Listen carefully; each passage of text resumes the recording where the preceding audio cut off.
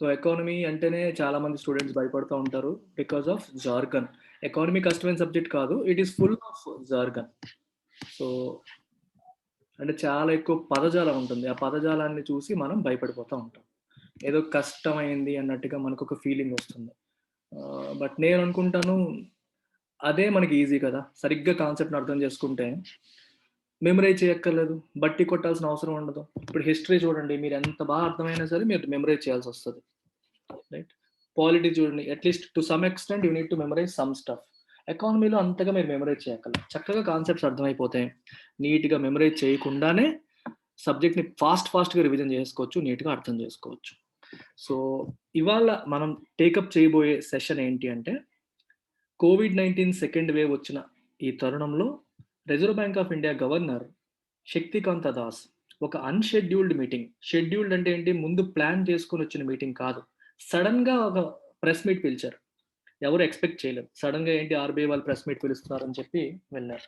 వెళ్తే he announced a slew of measures. అంటే చాలా చర్యలు, చాలా యాక్షన్స్‌ని అనౌన్స్ చేశారు అందులో. ఆ వాటన్నిటిని కూడా ఇప్పుడు మనం చూడబోతున్నాం. ఏమేమి చర్యలు తీసుకున్నారో, ఆర్‌బీఐ తీసుకున్న ఆ యాక్షన్స్ అనేవి ఆర్థిక వ్యవస్థకి ఏ రకంగా హెల్ప్ చేస్తాయి. That is what we are trying to analyse today. అయితే ఈ అనాలిసిస్ చేసే క్రమంలో we will come across some new words. అంటే కొన్ని పదాలు మనకు తెలిసినవి కొన్ని, తెలియనివి కొన్ని వస్తాయి. వాటిని కూడా ఎక్స్‌ప్లెయిన్ చేస్తూ వెళ్తాను. So pay full attention. మొట్టమొదటి action Reserve Bank of India తీసుకున్న ఫస్ట్ యాక్షన్ ఏంటంటే 50,000 crore liquidity to health sector. 50,000 కోట్ల లిక్విడిటీ. ఎకానమీలో ఫస్ట్ మీరు టర్మ్స్ పైన గ్రిప్ రావాలి. లిక్విడిటీ అంటే మీనింగ్ ఏంటి? What is the meaning of liquidity? Liquid అంటే మీనింగ్ ఏంటి మామూలుగా అయితే? లిక్విడ్, లిక్విడ్ క్యాష్ అంటారు. మనం మన ఊర్లలో మాట్లాడుకున్నప్పుడు కూడా లిక్విడ్ క్యాష్ అనేస్తా ఉంటారు. సో, లిక్విడ్‌ని మీరు క్యాష్ అనుకోండి. అంటే availability of cash is called liquidity. సింపుల్‌గా చెప్పాలంటే availability of money is called liquidity.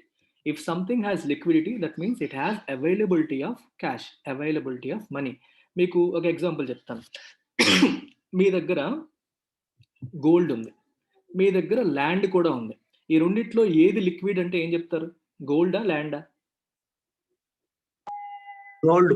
Gold. Gold ఎందుకంటే సార్. గోల్డ్ ఈజీగా అమ్మేయొచ్చు. వెంటనే మనం అమ్మేస్తాం. ఇలా అమ్మగానే క్యాష్ వచ్చేస్తది. ల్యాండ్ కూడా అమ్మొచ్చు. కానీ వెంటనే అవ్వదు. It takes time. So, something that can be converted into cash is called liquid. ఇక్కడ ఉద్దేశ్యం ఏంటి? 50,000 క్రోర్ లిక్విడిటీ హెల్త్ కేర్ సెక్టర్‌కి అందుబాటులోకి తేవడం. లిక్విడిటీ అంటే హెల్త్ కేర్ సెక్టర్‌కి 50,000 కోట్లు అందుబాటులోకి తేవడం. ఏ రకంగా అందుబాటులోకి తెస్తుంది? చూడండి ఇక్కడ ఏం రాశారు. The RBI has opened an on tap liquidity window of 50,000 crore with tenors of up to 3 years at the repo rate, which is 4% today. ఎందుకు? To boost provision of immediate liquidity for ramping up COVID related infrastructure and services in the country. దీని అర్థం ఏంటి? COVID-19 వల్ల health care sector అనేది stretch అయిపోతుంది. Stretch అయిపోతుందంటే హాస్పిటల్‌లో బెడ్‌లు ఉండట్లేదు, వెంటిలేటర్స్ ఉండట్లేదు, ఆక్సిజన్ దొరకట్లేదు, ఆక్సిజన్ కాన్సంట్రేటర్స్ దొరకట్లేదు. కోవిడ్ సెకండ్ వేవ్ ఇప్పుడే స్టార్ట్ అయింది. ఇప్పుడప్పుడే ఎండ్ అయ్యేలా లేదు. ఇది ఎండ్ అయ్యేసరికి థర్డ్ వేవ్ వచ్చే అవకాశం ఉందంటున్నారు. ఇంకా మల్టిపుల్ వేవ్స్ వచ్చే అవకాశం ఉంటుందని ప్రధానమంత్రి సలహాదారే చెప్తున్నారు. మరి అలాంటప్పుడు హాస్పిటల్స్ ఏం చేయాలి? They have to ramp up the facilities. ఎక్కువ బెడ్స్‌ని యాడ్ చేయాలి. ఎక్కువ ఇన్‌ఫ్రాస్ట్రక్చర్‌ని యాడ్ చేయాలి. అవునా కాదా? They have to add more beds, more infrastructure and all that. Beds add చేయాలన్నా, కొత్త హాస్పిటల్స్ కట్టాలన్నా, ఇన్‌ఫ్రాస్ట్రక్చర్ యాడ్ చేయాలన్నా, హాస్పిటల్స్‌కి ఏం కావాలి? ఫండింగ్. ఒక హాస్పిటల్ కట్టడం అంటే చిన్న విషయం కాదు. ఫండింగ్ కావాలి. మనీ కావాలి. మనీ జనరల్‌గా ఎక్కడి నుంచి వస్తుంది? బ్యాంకుల నుంచి వస్తుంది. అందుకని రిజర్వ్ బ్యాంక్ ఆఫ్ ఇండియా ఏం చేసింది? 50,000 కోట్ల రూపాయలు ఎవరికి అందుబాటులోకి తీసుకొచ్చింది? బ్యాంకులకు అందుబాటులోకి తీసుకొచ్చింది. ఎందుకంటే రిజర్వ్ బ్యాంక్ ఆఫ్ ఇండియా డైరెక్ట్‌గా అప్పిస్తదా? ఇవ్వదు. రిజర్వ్ బ్యాంక్ ఆఫ్ ఇండియా బ్యాంకులకి ఇస్తుంది. బ్యాంకులు ఈ హెల్త్ కేర్ సెక్టర్‌లో ఉన్న కంపెనీస్‌కి అప్పిస్తాయి. అందుకని రిజర్వ్ బ్యాంక్ ఆఫ్ ఇండియా 50,000 కోట్ల రూపాయలు with tenors of up to 3 years 3 సంవత్సరాల టైమ్ పీరియడ్ వరకు అప్ టు అన్నారు. అంటే 1 ఇయర్ కావచ్చు, 2 ఇయర్స్ కావచ్చు, 3 ఇయర్స్ కావచ్చు. మాక్సిమం 3 ఇయర్స్ టైమ్ ఫ్రేమ్ తీసుకొని మీరు లోన్ తీసుకోవచ్చు. ఎవరు? బ్యాంకులు ఆర్‌బీఐ దగ్గర తీసుకోవచ్చు. ఈ కంపెనీస్, హాస్పిటల్స్, వ్యాక్సిన్ ప్రొడ్యూసర్స్ వీళ్ళందరూ బ్యాంకుల దగ్గర తీసుకోవచ్చు.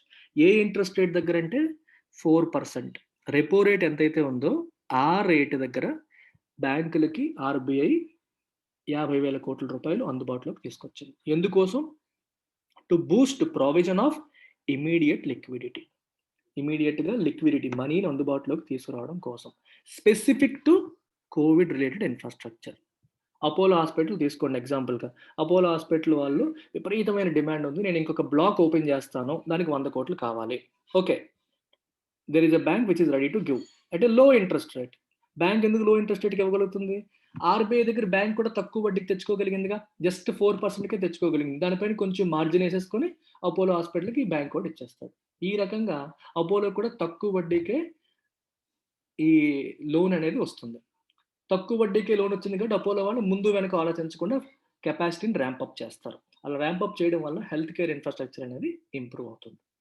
ఇక్కడి వరకు ఏమైనా డౌట్ ఉందా? Sir yeah! డైరెక్ట్‌గా ఆర్‌బీఐ దగ్గరే లోన్ తీసుకోవడం కుదరదా సార్? ఆర్‌బీఐ పని అది కాదు కదా! అప్పుడు ఆర్‌బీఐ ప్రతి ఊర్లోనూ బ్రాంచ్‌లు పెట్టాలి. మీ ఊర్లో ఒక బ్రాంచ్, మా ఊర్లో ఒక బ్రాంచ్, ఆ ఊర్లో ఒక branch. Is it physically possible for RBI to do that? No sir. అంటే దానికి ఇంకొంచెం మార్జిన్ తగ్గించాలి. It's not about margins right? It's about physical possibility. అసలు అది పాసిబులా? ఒక లోన్ తీసుకోవాలంటే వాళ్ళ అప్లికేషన్ పెట్టాలి. వీళ్ళ అప్లికేషన్ ఫార్మ్ చూడాలి. దానికి మ్యాన్ పవర్ కావాలి. ఇన్‌ఫ్రాస్ట్రక్చర్ కావాలి. ఒక్క ఆర్‌బీఐ ఎన్నని చేయగలుగుతుంది? చేయలేదు. Okay sir. Got it? అందుకని బ్యాంకుల ద్వారా చేయిస్తుంది. It is a banker to banks. బ్యాంకులకి అది బ్యాంకర్. అలా పనిచేస్తుంది. రెపో రేట్ అంటే అర్థం ఏంటి? What is the meaning of repo rate? బ్యాంకులకి ఎప్పుడైనా మనీ అవసరమైతే, అత్యవసరంగా ఫండ్స్ అవసరమైతే they can take right? They can take loan from RBI. ఏ రకంగా తీసుకుంటాయి? చాలామంది అనుకుంటారు ఆర్‌బీఐ దగ్గర బ్యాంకులు లోన్ తీసేసుకుంటాయి అని. లోన్ తీసుకోవడం కాదు. ఆర్‌బీఐకి బ్యాంకులకి మధ్య ట్రాన్సాక్షన్స్ ఎలా జరుగుతాయో తెలుసా? ఇది ఆర్‌బీఐ, ఇది బ్యాంక్ అనుకుంటే రెపోకి ఫుల్ ఫామ్ ఏంటో తెలుసా? Repurchase rate. బ్యాంకు తన దగ్గర ఉన్న గవర్నమెంట్ బాండ్ కానీ ఏదైనా ఆర్‌బీఐకి సబ్మిట్ చేస్తుంది. అంటే ఒక పత్రం, ఒక బాండ్ లేదా ఒక పత్రం. మన భాషలో చెప్పాలంటే ఆస్తి పత్రం సబ్మిట్ చేసింది అనుకోండి. మరి బ్యాంక్ అది సబ్మిట్ చేసినప్పుడు ఆర్‌బీఐ ఏం చేసింది? దాన్ని కొనుక్కుంది. కొనుక్కుంది అంటే ఆర్‌బీఐ బ్యాంక్‌కి డబ్బులు ఇచ్చింది అని అర్థం. లెట్ అస్ ఎగ్జాంపుల్ చెప్పాలంటే ఒక 5 క్రోర్స్ పెట్టి guys please be on mute. 90 మంది ఉన్నారు. డిస్టర్బెన్స్ చేయకపోతే అందరికీ బాగా అర్థమవుతుంది. నేను సింపుల్‌గా ఫండమెంటల్స్ నుండి కూడా కవర్ చేస్తున్నాను. అటెన్షన్ పే చేస్తే అందరికీ హెల్ప్ అవుతుంది. రెపో రేట్ కాన్సెప్ట్ చెప్తున్నాను. ఇది వీడియోస్ ఉన్నాయి అయినా సరే మళ్ళీ చెప్తున్నాను. బ్యాంక్‌కి ఎప్పుడైనా అత్యవసరంగా మనీ అవసరమైతే it can take money from RBI. Procedure ఏంటంటే తన దగ్గరున్న ఏదన్నా గవర్నమెంట్ సెక్యూరిటీస్‌ని గాని వేటిని గాని ఆర్‌బీఐకి అమ్ముతుంది ఫస్ట్ బ్యాంక్. ఏం చేస్తుంది బ్యాంకు? అమ్ముతుంది గుర్తుపెట్టుకోండి. అమ్ముతుంది. With an agreement to repurchase later. Are you getting it? With an agreement to repurchase later. అంటే అర్థమేంటి? రీపర్చేజ్. నువ్వు అమ్మావు, మళ్ళీ నేను కొనుక్కుంటాను మీ దగ్గర అని చెప్పింది. 5,00,00,000కి అమ్మేసింది అనుకోండి. తర్వాత 5,01,00,000కి తిరిగి కొనుక్కుంది అనుకోండి. అర్థమైందా? రీపర్చేజ్ చేసింది బ్యాంక్. 5,00,00,000కి తన దగ్గర ఉన్న డాక్యుమెంట్‌ని ఆర్‌బీఐకి అమ్మి, మళ్ళీ ఒక రోజు పోయాక లేదా 2 రోజులు పోయాక వాటెవర్ ఈస్ ద పీరియడ్ వాళ్ళు అనుకున్న పీరియడ్ ప్రకారం మళ్ళీ తిరిగి కొనేసుకుంది. ఎంతకి? 5,01,00,000కి. మరి 1,00,000 ఎందుకు ఎక్కువ పెట్టింది? ఆ 1,00,000 ఆర్‌బీఐకి వచ్చే ప్రాఫిట్. ఆ 1,00,000 అనేది ఎలా కాలిక్యులేట్ చేస్తారు? రెపో రేట్ ప్రకారం. 4% అంటే సంవత్సరానికి. సంవత్సరానికి 100కి రూ. 4 చొప్పున ఎన్ని రోజులైతే దాని ప్రకారం లెక్కేస్తారో అంత మనీ యాడ్ చేసి బ్యాంక్ మళ్ళీ కొనుక్కుంటుంది. ఇది యాక్చువల్‌గా జరిగేది. కానీ సింపుల్ అండర్‌స్టాండింగ్ కోసం మనం ఏం చెప్తామంటే బ్యాంకులకి ఎప్పుడైనా అవసరమైతే రిజర్వ్ బ్యాంక్ దగ్గర అప్పు తీసుకునే వడ్డీ రేట్ అని చెప్పేస్తా ఉంటాం. బట్ ఇన్ రియాలిటీ జరిగే ట్రాన్సాక్షన్ ఇది. ఎవరికైనా డౌట్ ఉందా? Sir, what about reverse repo rate? Stick to this. దానికి ఆపోజిట్. బ్యాంకుల దగ్గర ఎక్స్ట్రా క్యాష్ ఉన్నప్పుడు they can park it with RBI. నీ దగ్గర క్యాష్ ఎక్స్ట్రా ఉంది. ఏం చేయాలో తెలియట్లేదు. అప్పుడు ఏం చేయొచ్చు? బ్యాంకులు ఆర్‌బీఐ దగ్గర పెట్టేసుకోవచ్చు ఆ మనీని. పెట్టేసుకొని ఆర్‌బీఐ దగ్గర వడ్డీ తీసుకోవచ్చు. ఆ తీసుకునే వడ్డీ రేటే reverse repo rate. Okay, sir. RBI నుంచి బ్యాంకులకి క్యాష్ వెళ్ళిందనుకోండి, అంటే ఆర్బీఐ దగ్గర బ్యాంక్ అప్పు తీసుకున్నట్టు. అలా కాకుండా బ్యాంకుల దగ్గర ఎక్స్ట్రా క్యాష్ ఉంది, ఎవరు బయట వాళ్ళకి లోన్ ఇవ్వడానికి బ్యాంకుకి ఇష్టం లేదు. అప్పుడు ఏం చేయొచ్చు bank? It can park the money with RBI. RBI అప్పు తీసుకుంది అనుకోకండి, ఆర్బీఐకి అవసరం లేదు, ఆర్బీఐ దగ్గర ఎప్పుడు డబ్బులు ఉంటాయి. ఆర్బీఐ అప్పు తీసుకోవట్లేదు, ఒక రకంగా బ్యాంకులు తన దగ్గర ఉన్న ఎక్స్ట్రా క్యాష్ని ఆర్బీఐ దగ్గర పెట్టి దాని మీద వడ్డీ తీసుకుంది. ఆ తీసుకునే వడ్డీ అంతా repo rate, reverse repo rate. Got it? Sir, then what is the use of this reverse repo rate again? RBI को लाभ ఏంటి సార్ రివర్స్ రెపో రేట్ వల్ల? ఒక్క నిమిషం.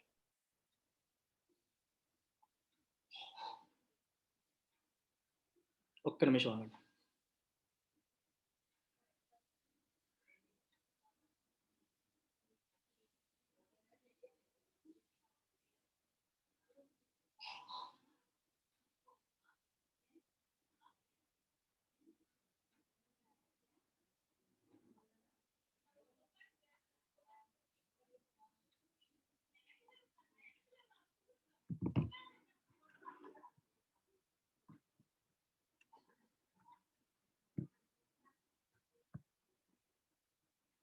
ఓకే, ఆర్బీఐకి లాభం ఏంటి అని అడుగుతున్నారు ఎవరో.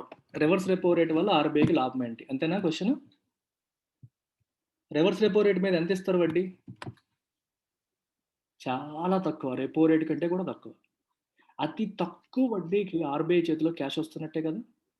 నీకు అంత తక్కువ వడ్డీకి క్యాష్ వచ్చినప్పుడు దానివల్ల నీకు లాభమే కానీ నష్టం ఎక్కడ ఉంటుంది చెప్పు? వడ్డీ ఎక్కువైతే కదా బాధపడాలి. ఆర్బీఐ చాలా ఎక్కువ వడ్డీ ఇవ్వాల్సి వస్తే కదా బాధపడాలి. ఎక్కువ వడ్డీ ఇవ్వాల్సిన అవసరమే లేదు, చాలా తక్కువ వడ్డీ ఇస్తుంది, ఒక ఆస్పెక్ట్. రెండోది, ఆర్బీఐ ఉన్నది ప్రాఫిట్ కోసమా? కాదు. RBI is a facilitator. Of course తన పనిలో తనకి చాలా ప్రాఫిట్ వస్తుంది, కానీ RBI is not there for making profit. It is there for regulation, it is there for facilitation. Clear? Yes sir. So second paragraph చూడండి.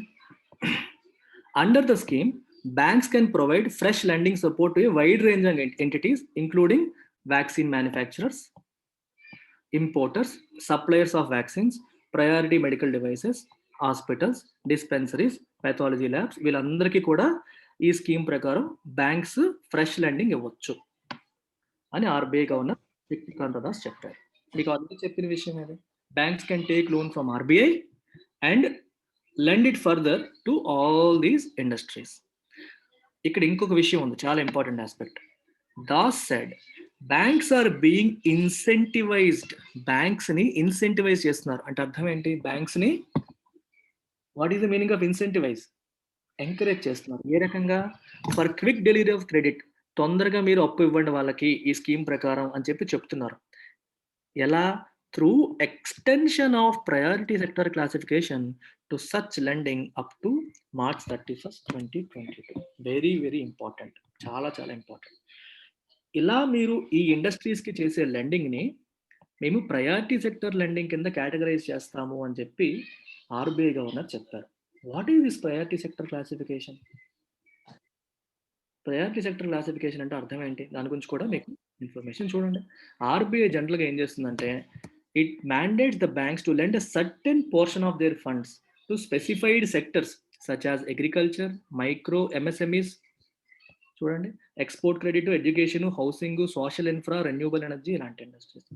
RBI బ్యాంకులకు ఏం చెప్తుందంటే, మీరు మీ దగ్గరున్న ఫండ్స్ కొంత పోర్షన్, మీ దగ్గరున్న ఫండ్స్లో కొంత పోర్షన్ కొన్ని స్పెసిఫైడ్ సెక్టార్స్కి మీరు అప్పు ఇవ్వాల్సిందే అని చెప్పి మ్యాండేట్ చేస్తుంది. ఎందుకు? మీకు ఊర్లో చూడండి, ఎప్పుడైనా సరే అగ్రికల్చర్ లోన్స్ తక్కువ వడ్డీకి వచ్చేస్తాయి. ఎందుకు వస్తాయి? బ్యాంకులు పోటీ పడి మరీ ఇస్తాయి లోన్లు. ఎందుకు ఇస్తాయి? తక్కువ వడ్డీకి, లాభం రాదు కదా. అది RBI mandate.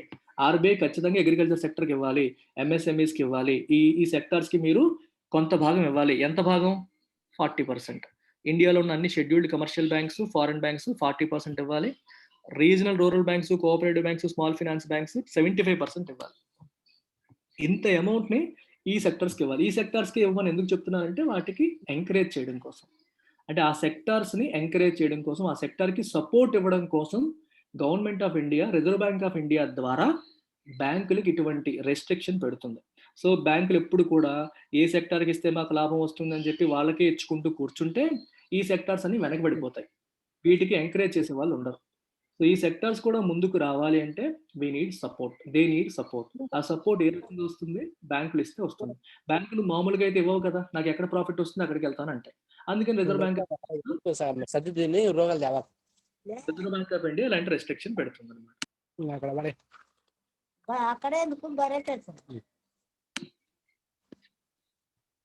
Reserve Bank of India ఇటువంటి రెస్ట్రిక్షన్ పెట్టడం ద్వారా ఆ సెక్టార్స్ కి మనీ వెళ్ళేలాగా చేస్తుంది. Any doubts? ప్రయారిటీ సెక్టర్ అంటే అర్థమైందా?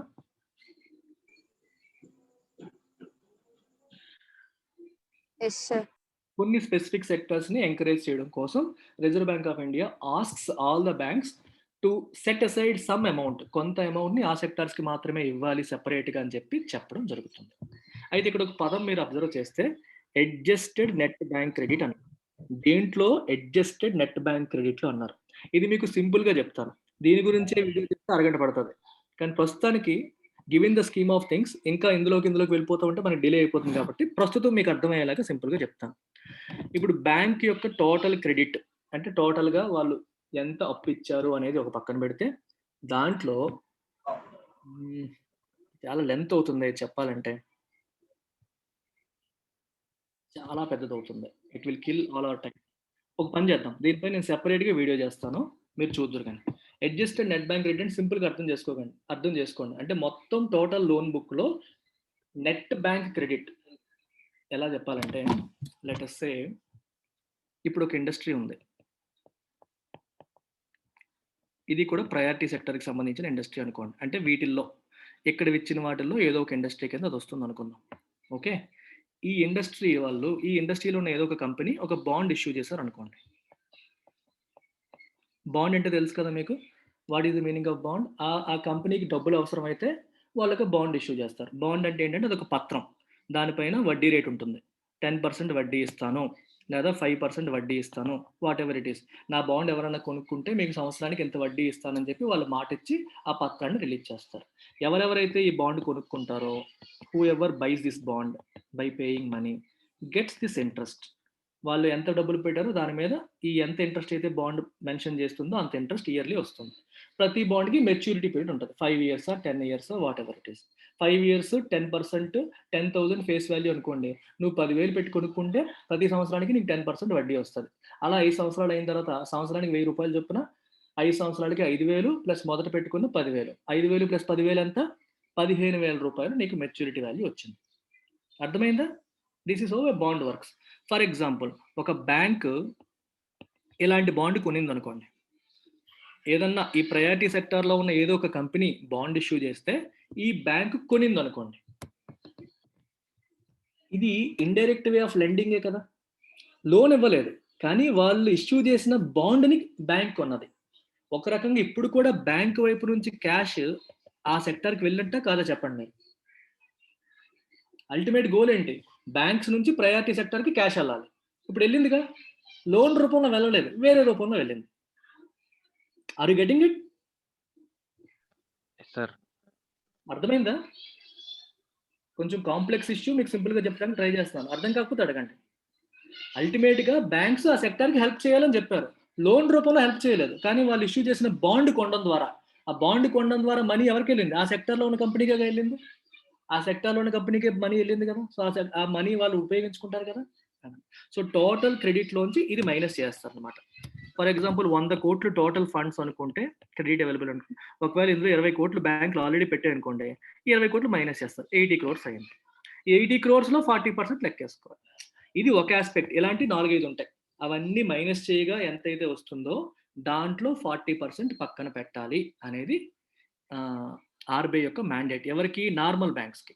రూరల్ బ్యాంక్స్కి, కోఆపరేటివ్ బ్యాంక్స్కి అయితే 75% పెట్టాలి. That is the difference. Okay, మీరు ఇప్పటి వరకు ఇక్కడ అర్థం చేసుకోవాల్సిన విషయం ఒకటే, ప్రతి బ్యాంక్కి ఆల్రెడీ ప్రెషర్ ఉంటుంది. ప్రయారిటీ సెక్టర్కి 40%, నా ఏఎన్బిసిలో 40% ప్రయారిటీ సెక్టర్కి ఇవ్వాలన్న ప్రెషర్ ఉంటుంది. అది వాళ్ళు చేయలేకపోయారు అనుకోండి, రిజర్వ్ బ్యాంక్ ఆఫ్ ఇండియా పెనాల్టీలు వేస్తుంది, ప్రాబ్లమ్స్ ఫేస్ చేయాల్సి వస్తుంది. సో ఇప్పుడు ఏం చెప్తుంది ఆర్బీఐ? మీరు హెల్త్ కేర్ సెక్టర్కి ఇవ్వండి, దీన్ని కూడా పిఎస్ఎల్ కింద నేను ప్రయారిటీ సెక్టర్ కింద నేను కేటగరైజ్ చేస్తాను అని చెప్పి ఇన్సెంటివైజ్ చేశాను. పాయింట్ అర్థమైందా మీకు? మీరు వేరేగా మళ్ళీ ప్రయారిటీ సెక్టర్కి ఇవ్వక్కర్లేదు. లేకపోతే ఇది కూడా మీరు ఎలాగో టార్గెట్ ఉంటుంది, 100 కోట్లు అయితే మీకు 40 కోట్లు ప్రయారిటీ సెక్టర్కి ఇవ్వాలి. ఆ టార్గెట్లు కలిపేసుకోవచ్చు అని చెప్పి మన ఆర్బీఐ గవర్నర్ శక్తికాంత దాస్ చెప్పారు. Is it clear or not? Clear అయితే క్లియర్ అని చెప్పి టైప్ చేయండి. Yes, sir.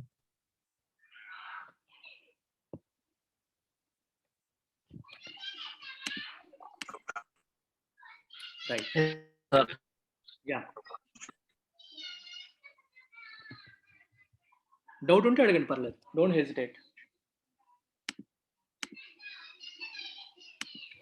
నెక్స్ట్ చూడండి, by way of additional incentive such banks, next చూడండి, such banks will be eligible to park their surplus liquidity up to the size of COVID loan book with the RBI under the reverse repo window at a rate which is 25 bps lower than the repo rate or 40 bps higher than the reverse repo rate.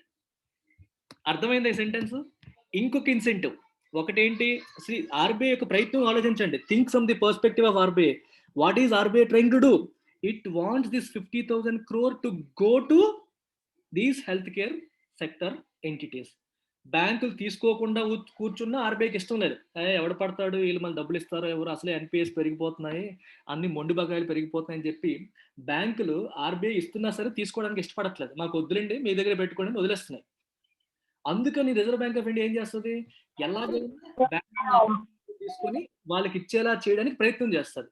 అలా చేసే ప్రయత్నంలో భాగంగా first తక్కువ వడ్డీకి ఇస్తుంది, ఎక్కువ time పీరియడ్కి ఇస్తుంది. వాటితో పాటు చూడండి ఇంకేం చేస్తుందో, దీన్ని ప్రయారిటీ సెక్టర్ క్లాసిఫికేషన్ ఇస్తానంటుంది. ఇంకా ఏమంటుంది, మీరు ఎన్ని కోట్లు అయితే కోవిడ్ రిలేటెడ్ కంపెనీకి ఇస్తారో అన్ని కోట్లు మీరు నా దగ్గర ఎప్పుడైనా ఎక్సెస్ క్యాష్ ఉన్నప్పుడు, ఇందాక అబ్బాయి అడిగాడు రివర్స్ రెపో రేట్ అంటే అర్థం ఏంటని, ఏం చెప్పాను, బ్యాంకుల దగ్గర ఎప్పుడైనా క్యాష్ ఉండి ఎవరికి లోన్ ఇవ్వడానికి ఇష్టం లేకుండా, ఎందుకంటే ఎవరికి ఇచ్చినా తిరిగి ఇస్తారు నోట్ఫుల్ ఉన్నప్పుడు బ్యాంకులు ఇవ్వకుండా ఏం చేస్తారు, వాళ్ళ దగ్గర పెట్టుకుంటే లాస్. అందుకని ఆర్బీఐ దగ్గర రివర్స్ రెపో రేట్ పెట్టుకుంటారు. అలా మీరు కోవిడ్ కోసం 100 కోట్లు లోన్ ఇచ్చారనుకోండి, 100 కోట్ల రూపాయలు నా దగ్గర మీరు పెట్టినప్పుడు రివర్స్ రెపో రేట్ కంటే 40 బీపీఎస్ ఎక్కువ, అంటే 0.4% ఎక్కువ వడ్డీ ఇస్తాను అంటుంది. అర్థమైందా? 25 BPS below repo rate or 40 BPS above reverse repo rate. BPS అంటే 100 BPS equal to 1%. Reverse repo rate అంత ఇప్పుడు 4% ఉంది. 25 బీపీఎస్ బిలో అంటే అర్థం ఏంటి, 3.75%. ఇప్పుడు రివర్స్ రెపో ఎంత ఉంది, 40 బీపీఎస్ హైయర్ అన్నారు కదా, అంటే అర్థం ఎంత, 3.3% రివర్స్ రెపో ఉంది. 35 ఉందనుకుంటా ప్రెసెంట్, నాకు ఎగ్జాక్ట్గా గుర్తులేదు ఎంత ఉందో, కానీ రెపో రేట్ కంటే 25 బీపీఎస్ అని 3.75% మీకు ఛాన్స్ ఇస్తాను అంటుంది. రివర్స్ రెపో దానికంటే ఎక్కువ ఉంది, దానికంటే తక్కువ ఉంది. మామూలుగా ఎంతకంటే తక్కువ వడ్డీ మీకు ఇవ్వాలి, కానీ ఎక్కువ వడ్డీకి మీరు నా దగ్గర పెట్టుకోవచ్చు అని చెప్పి ఇంకొక ఆప్షన్ కూడా ఇచ్చింది. ఇలా రకరకాల ప్రయత్నాలు చేస్తుంది ఆర్బీఐ బ్యాంకుల్ని ఇన్సెంటివైజ్ చేయడానికి, మోటివేట్ చేయడానికి. తీసుకోండిరా బాబు, పిఎస్ ప్రయారిటీ సెక్టర్ కింద క్లాసిఫై చేసుకోండి, మీకు ఇంకా ఎంత అయితే మీరు లోన్ ఇస్తారో అంత అమౌంట్ నా దగ్గర రివర్స్ రెపో కంటే ఎక్కువ రేటుకి పెట్టుకోండి అని చెప్పి కూడా చెప్తాం.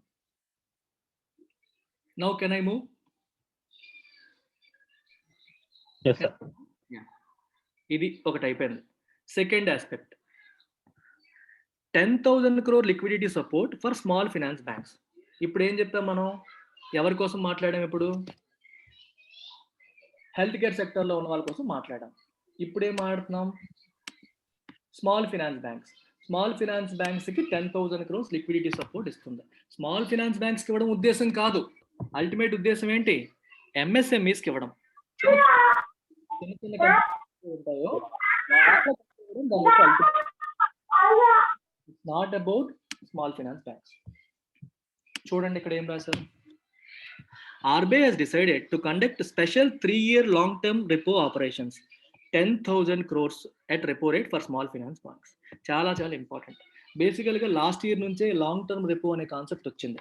గుర్తుపెట్టుకోండి, ఇప్పుడు కూడా repo rate is always short term. Short term అంటే జనరల్గా చెప్పాలంటే ఓవర్ నైట్ రెపో అంటారు.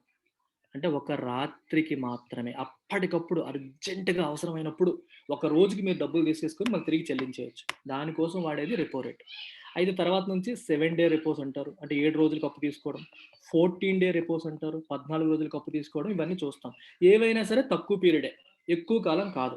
కానీ లాస్ట్ ఇయర్ కోవిడ్ దెబ్బకి మన శక్తికాంత దాస్ గారు వచ్చిన తర్వాత లాంగ్ టర్మ్ రెపో అనే కాన్సెప్ట్ తీసుకొచ్చారు. లాంగ్ టర్మ్ అంటే ఎప్పుడు కూడా మోర్ దాన్ 1 year. ఇప్పుడు 10,000 కోట్ల రూపాయలు మీకు ఇస్తాను, అది కూడా ఎన్నాళ్ళు? 3 ఏళ్లకి. You can take this money. ఎవరు? Small finance banks. Small finance banks can take 10,000 crores from RBI's. ఎందుకు? To be deployed for fresh lending. వాళ్ళ దగ్గర పెట్టుకోవడానికి కాదు. 10 lakh per borrower. అంటే చిన్న చిన్న ఆర్గనైజేషన్స్ ఉంటాయి చూడండి, స్మాల్ మైక్రో ఆర్గనైజేషన్స్. నా దగ్గర మీరు తీసుకోండి, ఒక బారోవర్కి 10 లక్షల చొప్పున మీరు మాక్సిమం 10 లక్షల చొప్పున మీరు ఇవ్వచ్చు, అప్పు ఇవ్వండి అని చెప్పి చెప్తారు. ఎందుకు? Small business units, micro and small industries, ఇలాంటి చిన్న చిన్న కంపెనీస్ని హెల్ప్ చేయడానికి. ఇది కూడా ఎంత రేటు? తక్కువ వడ్డీ రేటు, రెపో రేటే. 4% వడ్డీకే ఆర్బీఐ స్మాల్ ఫినాన్స్ బ్యాంక్స్కి ఇస్తుంది. స్మాల్ ఫినాన్స్ బ్యాంక్స్ ఎవరికి ఇస్తాయి? చిన్న చిన్న small business units, micro and small industries. ఇందాక హెల్త్ కేర్ సెక్టర్ కోసం, ఇప్పుడు చిన్న చిన్న ఇండస్ట్రీస్ కోసం. పాయింట్ సేమే. ఈ ఎస్ఎఫ్బిస్, స్మాల్ ఫినాన్స్ బ్యాంక్స్ డైరెక్ట్గా కంపెనీస్కి ఇవ్వచ్చు, ఇలాంటి చిన్న చిన్న కంపెనీస్కి ఇవ్వచ్చు, లేదా వాళ్ళకంటే స్మాలర్ ఎంఎఫ్ఐస్, మైక్రో ఫైనాన్షియల్ ఇన్స్టిట్యూషన్స్ అంటారు. స్మాల్ ఫినాన్స్ బ్యాంక్ అంటే ఇది ఇంకా చిన్నది. ఇప్పుడు చూడండి, ఆర్బీఐ నుంచి ఎస్ఎఫ్బి, స్మాల్ ఫినాన్స్ బ్యాంక్ డైరెక్ట్గా ఈ మైక్రో స్మాల్ ఆర్గనైజేషన్స్కి ఇవ్వచ్చు, లేదా they can give it to MFI, micro financial institution. వీళ్ళ ద్వారా మైక్రో స్మాల్ ఆర్గనైజేషన్స్కి ఇవ్వచ్చు. అర్థమైందా? డైరెక్ట్గానే ఇవ్వచ్చు, లేకపోతే మీకంటే చిన్న కంపెనీస్కి మీరు ఇచ్చి వాళ్ళ ద్వారా వాళ్ళకి ఇప్పించవచ్చు. ఇలా కూడా చేయవచ్చు అని చెప్పారు. ఇక్కడ బ్యూటీ చూడండి, ఇందులో కూడా మళ్ళీ ఏం చెప్పారు? Priority sector classification, fresh lending, వీటిని కూడా ప్రయారిటీ సెక్టర్ లెండింగ్ కింద కేటగరైజ్ చేస్తామని చెప్పారు. వీళ్ళని కూడా ఇన్సెంటివైజ్ చేయడం కోసం ఏం చెప్పారు? ఇలా ఇచ్చినవి కూడా మీకు ప్రయారిటీ సెక్టర్ క్లాసిఫికేషన్ కిందే చేస్తాము. ప్రయారిటీ సెక్టర్ క్లాసిఫికేషన్ చేయడం వల్ల ఒక అడ్వాంటేజ్ ఉంటుంది. ఎందుకంటే అందరూ వాళ్ళకి ఇవ్వడానికి ట్రై చేస్తారు. ఇచ్చినప్పుడు ఏమవుతుంది? వాళ్ళు పోటీ పడి వడ్డీ రేట్లు తగ్గిపోతాయి. అగ్రికల్చర్ లోన్స్ ఎందుకు తగ్గిపోతాయి? అగ్రికల్చర్ ల్యాండ్ మీద లోన్లు ఇచ్చినప్పుడు బ్యాంకులు పోటీ పడి మరి ఇచ్చేస్తాయి, పావలా వడ్డీకి, ₹1 వడ్డీకి.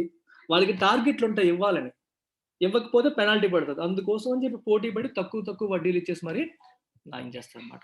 ఇది March 31, 2022 వరకు ఈ ఫెసిలిటీ అందుబాటులో ఉంది. ఇందాక కాన్సెప్ట్ అర్థమైతే ఇది కూడా సేమ్ కాన్సెప్ట్, తేడా ఏం లేదు. Clear? Can I move on to next point or any doubts here?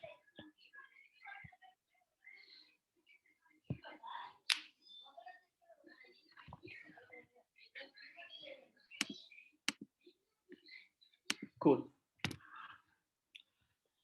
అలాగే ఎంఎస్ఎంఈ ఆంటర్ప్రెన్యూర్స్ వీళ్ళకి ఏంటి? ఫిబ్రవరి 2021లో banks were allowed to deduct credit disbursed to new MSME borrowers from their net demand and time liabilities for calculation of cash reserve ratio. ఈ beauty చూడండి, ఈ sentence చాలా చాలా interesting sentence. ఇక్కడ మీకు 2 పదాలు వచ్చాయి, కీవర్డ్స్. ఏంటది? NDTL, CRR. First, what is NDTL? Net demand and time liabilities. ఇక్కడ net demand, time, liabilities. First liability అంటే అర్థం ఏంటి?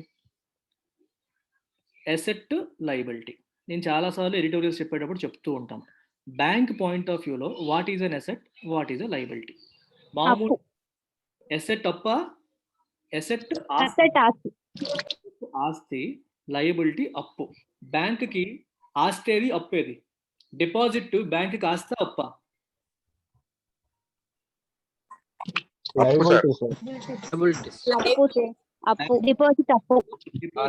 ఎందుకంటే మన దగ్గర తీసుకున్న వడ్డీతో సహా చెల్లించాలి మనకి.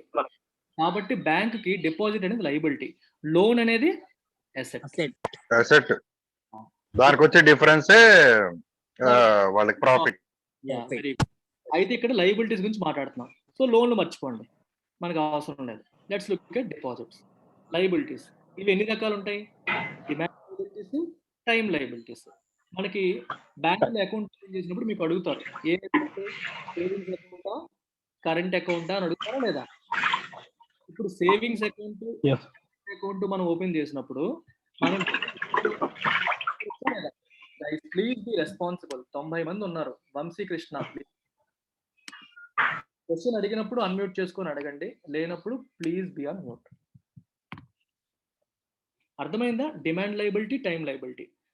డిమాండ్ లయబిలిటీ అంటే అర్థం ఏంటి? On demand. ఓకే, నేను కరెంట్ అకౌంట్ మెయింటైన్ చేస్తున్నాను బ్యాంకులో, నా డబ్బులు నేను ఎప్పుడు కావాలంటప్పుడు ఏటీఎం కార్డులు తీసేసుకుంటాను.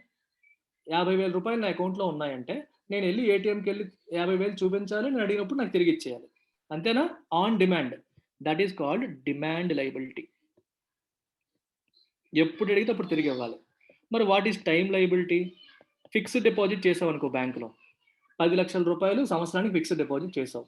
ఇలా వెళ్ళి ఏటీఎం కార్డుతో గీకితే వస్తుందా ఫిక్స్డ్ డిపాజిట్ నుంచి? రాదు. 1 ఇయర్ పోయాకే నీకు వస్తుంది. అంటే ఒక 1 ఇయర్ టైం ఫిక్స్ అయింది. Bank is liable to pay you after 1 year or after 6 months. There is a time fixed. కానీ ఇలాంటి విషయాల్లో bank is liable to pay you on demand. Whenever you demand bank is liable to pay you. Bank మీకు pay చేయాలి. So ఇవి demand liabilities, ఇవి time liabilities. Clear? Any doubts?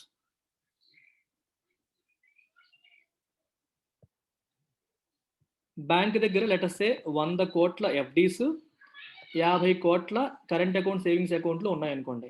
అప్పుడు total demand and time liabilities ఎంత అవుతాయి? 150 crores అవుతాయి. మరి net అనే పదం వాడారు. మరి నెట్ ఎందుకు వాడారు ఆలోచిద్దాం. ఒకవేళ ఈ బ్యాంక్, ఇది బ్యాంక్ ఏ అనుకోండి, బ్యాంక్ బి దగ్గర ఈ బ్యాంకు ఒక 10 కోట్లు డిపాజిట్ చేసింది అనుకోండి. ఎస్యూమ్ అంటే బ్యాంక్ ఏ బ్యాంక్ బి దగ్గర 10 కోట్లు డిపాజిట్ చేసింది. ఇప్పుడు ఈ 150 కోట్లు బ్యాంక్ చెల్లించాల్సిన మనీ, ఈ 10 కోట్లు బ్యాంకుకి రావాల్సిన మనీ.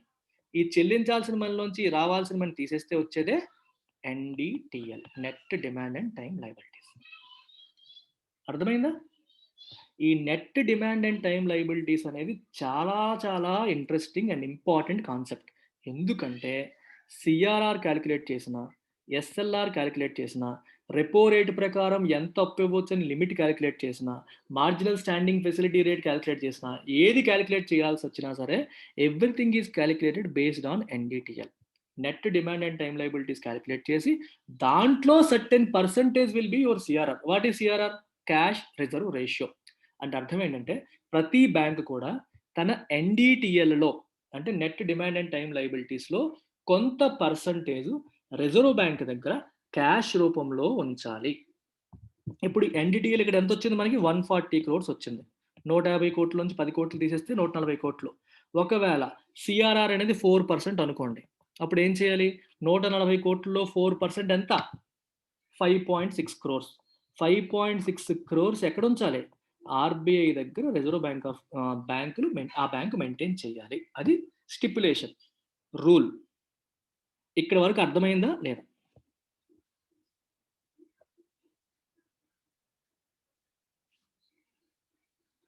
సార్ యా సార్ ఎన్డిటిఎల్ మళ్ళీ ఒకసారి చెప్పారా సార్? ఓకే. ఎన్డిటిఎల్లో నీకు ఎక్కడ వరకు అర్థమైందో చెప్పు. లయబిలిటీ అంటే అర్థమైందా? ఎస్ సార్ అర్థమైంది. లయబిలిటీ అంటే డిపాజిట్స్ లయబిలిటీ అని ఒప్పుకుంటావా? ఎస్ సార్ అర్థమైంది. అది లయబిలిటీ వరకు. లయబిలిటీ అనేది డిపాజిట్ అనేది లయబిలిటీ అని ఒప్పుకుంటావు కదా, ఎందుకంటే bank is liable to pay. Deposit స్వీకరించిన దానిపైన బ్యాంక్ తిరిగి పే చేయాలి కాబట్టి అది లయబిలిటీ.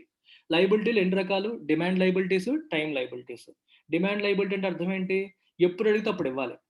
నువ్వు బ్యాంక్ దగ్గర savings account, current account maintain చేసావు అనుకో, నువ్వు ఎప్పుడు అడిగితే నీ అకౌంట్లో ఉన్న డబ్బుల మీద హక్కు నీది. నువ్వు ఎప్పుడు అడిగినప్పుడు బ్యాంక్ నీకు తిరిగి ఇచ్చేయాలి. అంటే నువ్వు ఏటీఎం కార్డు తీసుకోవచ్చు, బ్యాంక్కి వెళ్ళి విత్డ్రా చేసుకోవచ్చు, ఏం చేసుకున్నా ఇవ్వాలి. దాన్ని డిమాండ్ లయబిలిటీ అంటాం. అర్థమైందా? అర్థమైంది సార్. టైం లయబిలిటీ అంటే ఫిక్స్డ్ డిపాజిట్. ఎగ్జాంపుల్ దానికి రికరింగ్ డిపాజిట్స్, ఫిక్స్డ్ డిపాజిట్స్. ఒక సర్టెన్ టైం పీరియడ్ తర్వాత బ్యాంక్ మనకి ఇవ్వాలి. 1 year, 5 years, 3 years ఎఫ్డి బట్టి ఉంటుంది. ఇది కూడా అర్థమైందా? ఎస్ సార్ అర్థమైంది. ఇలా 2 కలిపితే వచ్చే వాటిని ఏమంటాం? Total demand and time liabilities అంటాం. మరి నెట్ ఎలా క్యాలిక్యులేట్ చేస్తాం? ఒకవేళ ఏ బ్యాంక్ ఇలా 2 కలిపినవి 150 కోట్లు అనుకో, ఇదేమో 100 కోట్లు ఉన్నాయి, ఇవేమో 50 కోట్లు ఉన్నాయి, మొత్తం కలిపి 150 కోట్లు డిమాండ్ అండ్ టైం లయబిలిటీస్ కలిపి అనుకో. ఇదే బ్యాంక్కి వేరే బ్యాంక్ దగ్గర ఒక 10 కోట్లు డిపాజిట్లు ఉన్నాయనుకోండి, దాన్ని ఎందుకు మరి కౌంట్ చేయడం? అది లయబిలిటీ కాదు కదా, అది అసెట్ అయిపోతుంది కదా. అర్థమైందా? ఈ బ్యాంక్ దగ్గర 10 కోట్లు డిపాజిట్ చేసిందంటే అర్థం ఏంటి? 10 కోట్లు రేపు పొద్దున బ్యాంక్ వస్తాయి కదా. Yes sir. ఈ 150 కోట్లు మనం చెల్లించాలి, కానీ నాకు రావాల్సింది ఒక 10 కోట్లు ఉంది. సో నా లయబిలిటీ ఎంత? 140 కోట్లే కదా. సింపుల్. నువ్వేమో నీ ఒక ఫ్రెండ్ దగ్గర 100 రూపాయలు అప్పు తీసుకున్నావు, ఇంకో ఫ్రెండ్కి నువ్వు 10 రూపాయలు అప్పు ఇచ్చావు. నీకు నెట్ అప్పు ఎంత అంటే ఏం చెప్తావు? నేను దాని దగ్గర 100 తీసుకున్నాను, ఈ అమ్మాయికి 10 ఇచ్చాను, సో నెట్ 90 రూపాయలే నా అప్పు. అంతేనా? అవును సార్. అంతే. ఇక్కడ కూడా అదే లాజిక్తో తీసుకో. ఈ 150 కోట్లు నేను ప్రజల దగ్గర డిపాజిట్ రూపంలో స్వీకరించాను, నేను తిరిగి ఇవ్వాలి. కానీ నాదొక ఇంకో బ్యాంక్ దగ్గర 10 కోట్లు డిపాజిట్ ఉంది, అది నాకు వస్తుంది. సో అదేం కౌంట్ చేయక్కర్లేదు. 140 కోట్లు నా net demand and time liabilities. అర్థమైందా? ఎస్ సార్, అర్థమైంది, clear. Okay. Thank you sir. ఈ net demand and time liabilities లో కొంత పర్సంటేజ్ ని రిజర్వ్ బ్యాంక్ ఆఫ్ ఇండియా తన దగ్గర ఉంచమని చెప్తుంది బ్యాంకుకి. ప్రతి బ్యాంక్ కూడా తన ఎన్డిటిఎల్ క్యాలిక్యులేట్ చేసి అందులో 4% సిఆర్ఆర్ ఎంతో మీరు ఆర్బీఐ వెబ్సైట్లో ఉంటుంది చూడండి. 4% అనుకుంటాను ప్రజెంట్. 4% అయితే 4%, 5 అయితే 5, వాట్ ఎవర్ ఇట్ ఈస్, అంత పర్సంటేజ్ అమౌంట్ ఆర్బీఐ దగ్గర ఉంచాలి. మీరు ఒకసారి ఆలోచించండి, బ్యాంక్ పాయింట్ ఆఫ్ వ్యూలో ఆలోచించండి. సిఆర్ఆర్ ఎక్కువ ఉంటే బ్యాంకుకి మంచిదా, తక్కువ ఉంటే బ్యాంకుకి మంచిదా? సార్ ఆర్బీఐకా బ్యాంకుకా? బ్యాంకుకి. ఎక్కువ ఉంటే మంచిది. ఎందుకు ఎక్కువ ఉంటే మంచిది? నీ దగ్గర ఉన్న డబ్బులు నీ దగ్గర కాకుండా పక్కన దగ్గర పెడితే నీకేమొస్తుంది? రిజర్వ్ బ్యాంక్ రూపాయి కూడా వడ్డీ ఇవ్వదు. నువ్వు ఆర్బీఐ దగ్గర పెట్టమని చెప్తోంది, కానీ ఆర్బీఐ దాని మీద రూపాయి కూడా వడ్డీ ఇవ్వదు. నీ దగ్గర 100 రూపాయలు ఉన్నాయి తేజస్వి, నాకు 10 రూపాయలు నా దగ్గర ఉంచు, నేను అడిగాను, నేను నీకు వడ్డీ ఇవ్వను అన్నాను, అది నీకు మంచిదా? ఒకవేళ మంచిదంటే చెప్పు, నేను అడుగుతాను నిన్ను. తక్కువ ఉంటే మంచిది. ఎందుకంటే ఎక్కువ ఉందనుకోండి, బ్యాంక్ తన దగ్గర ఉన్న డబ్బులో ఎక్కువ భాగం రిజర్వ్ బ్యాంక్ దగ్గర పెట్టాల్సి వస్తుంది. పెడితే దానివల్ల ఉపయోగం లేదు బ్యాంక్కి, దానివల్ల వడ్డీ లాస్ కదా. నీ దగ్గర ఉంటే నువ్వు ఎవరికో అప్పించుకుంటావు, ఆర్బీఐ దగ్గర పెడితే నీకేం వస్తుంది? ఏం రాదు. అందుకని సిఆర్ఆర్ ఎప్పుడు తక్కువ ఉంటే మంచిది. సో ఇప్పుడు అది తక్కువ ఉంటే మంచిది అనే దృష్టిలో పెట్టుకుని సెంటెన్స్ చదవండి. Banks were allowed to deduct credit disburse to new MSME borrowers. MSME borrowers, micro small and medium enterprises చెందిన ఈ బారోవర్స్ కి బ్యాంక్ మీరు ఏదైనా అప్పిచ్చింది అనుకుంటే, ఫర్ ఎగ్జాంపుల్ ఎంఎస్ఎంఈకి 10 కోట్లు బ్యాంక్ అప్పిచ్చింది అనుకోండి, బ్యాంక్ యొక్క ఎన్డిటిఎల్ 100 కోట్లు అనుకోండి. ఈ ఎన్డిటిఎల్కి ఈ అప్పుకి ఏమైనా సంబంధం ఉందా? లేదు. కానీ ఆర్బీఐ ఏమంటుంది? ఎంఎస్ఎంఈస్కి మీరు ఇచ్చిన అప్పుని ఎన్డిటిఎల్ నుంచి మీరు డిడక్ట్ చేసుకోవచ్చు అన్నారు. అంటే 90 crores కింద కౌంట్ చేస్తాము అన్నారు. ఎగ్జాంపుల్ చెప్తున్నాను. మామూలుగా అయితే ఆర్బీఐ దగ్గర ఎంత పెట్టాలి? 4 crores పెట్టాలి, 4% ఆఫ్ 100 crores. ఇప్పుడు డిడక్ట్ చేసుకోవచ్చు అన్నారు కాబట్టి 90 crores-లో 4% ఎంత? 3.6 crores. అంటే బ్యాంకు ఆర్బీఐ దగ్గర పెట్టాల్సిన క్యాష్ తగ్గినట్టేగా. సో అంటే అప్పుడు బ్యాంక్కి ఈ 0.4 అంటే 40 లక్షలు, 3.6 crores ఇది కదా, 40 లక్షలు మనీ ఫ్రీ అయిపోయిందిగా, ఆర్బీఐ దగ్గర పెట్టక్కర్లేదు. ఇది ఎవరికి అప్పించుకుంటే దాని మీద వడ్డీ వస్తుందిగా బ్యాంక్కి. పోనీ అప్పిస్తే ఆడెత్తేస్తాడు ఏమైనా భయపెడితే ఏదో గవర్నమెంట్ బాండ్లో పెట్టుకుంటుందిగా, దానిపైన వడ్డీ వస్తుందిగా. Are you getting this point? Yes or no చెప్పండి. అంటే ఆర్బీఐ ఏం చేస్తుంది ఇక్కడ కూడా? ఇన్సెంటివైజ్ చేస్తుంది బ్యాంకులకి. మీరు ఇలా చేస్తే మీకు ఇచ్చేస్తాను అని చెప్తుంది. అలా చెప్తే అట్లీస్ట్ దానికోసమన్నా బ్యాంకులు చేస్తాయని చెప్పి ఆర్బీఐ యొక్క తాపత్రయం. అందుకని ఇవన్నీ చేస్తుంది అనమాట. You have to look at all these angles. ఏదో అయిపోయింది అని కాదు, ఎందుకు చేసింది, ఈ పాయింట్ ఎందుకు ఉంది, ఎందుకు ఈ డిడక్ట్ చేస్తారని ఎందుకు ఉంటుంది, డిడక్ట్ చేస్తే బ్యాంకులు ఎందుకు ఇన్సెంటివైజ్ అవుతాయి, బ్యాంకులకి ఏంటి దానివల్ల లాభం. ఈ డెప్త్కి వెళ్తే మీకు పిక్చర్ అలాగే క్లియర్గా ఉంటుంది. పిక్చర్ క్లియర్గా ఉంటే కాన్ఫిడెన్స్ వస్తుంది ఫస్ట్, లేకపోతే ఏదో బట్టి కొట్టేస్తాం అనుకుంటాం. సీన్ మొత్తం మనకు అర్థమైపోయింది అనుకోండి, you will feel extremely confident. అక్కడతో ఆగిందా? ఆగలేదు. In order to further incentivize this exemption currently available for exposures up to 25 lakhs. 25 lakhs అప్పుల వరకే. నేను ఇందాక ఎగ్జాంపుల్లో పెద్దది ఇచ్చాను కానీ 25 లక్షల అప్పుల వరకే. ఇది యాక్చువల్గా ఎంతవరకు చెప్పారంటే October 1, 2021 వరకు ఇచ్చిన అప్పులకి ఇది వర్తిస్తుందని చెప్పారు. కానీ ఇప్పుడు అది December 31, 2021 వరకు ఎక్స్టెండ్ చేశారు. 2021 December 31 వరకు మీరు ఎంఎస్ఎంఈస్కి ఇచ్చే అప్పులన్నీ కూడా మీ ఎన్డిటిఎల్ నుంచి మీరు మైనస్ చేసి క్యాలిక్యులేట్ చేసుకోవచ్చు సిఆర్ఆర్ డిపాజిట్ చేసినప్పుడు అని చెప్పడం జరిగింది. If it is clear, I will move on to next point. Sir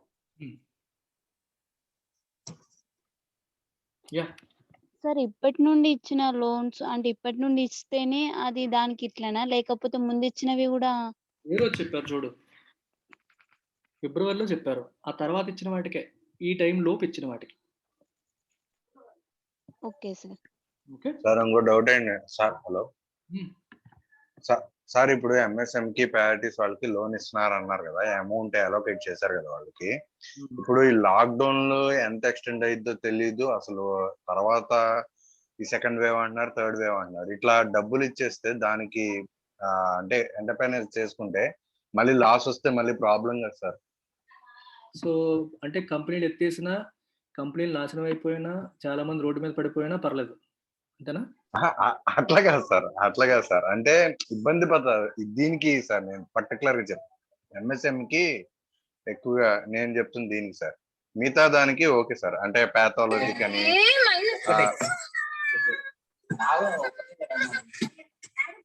Vilekha yeah చెప్పు.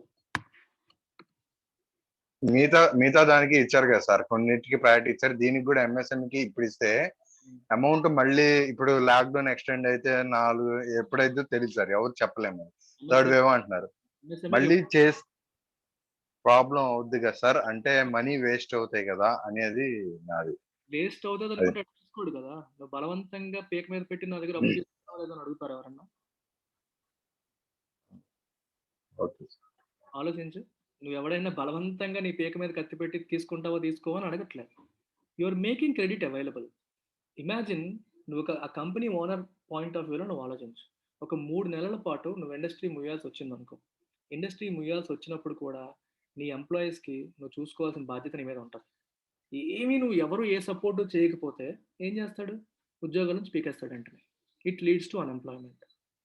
ఓకే, అతను ఎవరికన్నా రా మెటీరియల్ తీసుకొని చెల్లించాల్సి ఉందనుకో, చెల్లించలేడు. చెల్లించలేకపోతే అతని మీద వేరే వాళ్ళు కేసు పెడతారు. So there are multiple things right. You think from that person's perspective.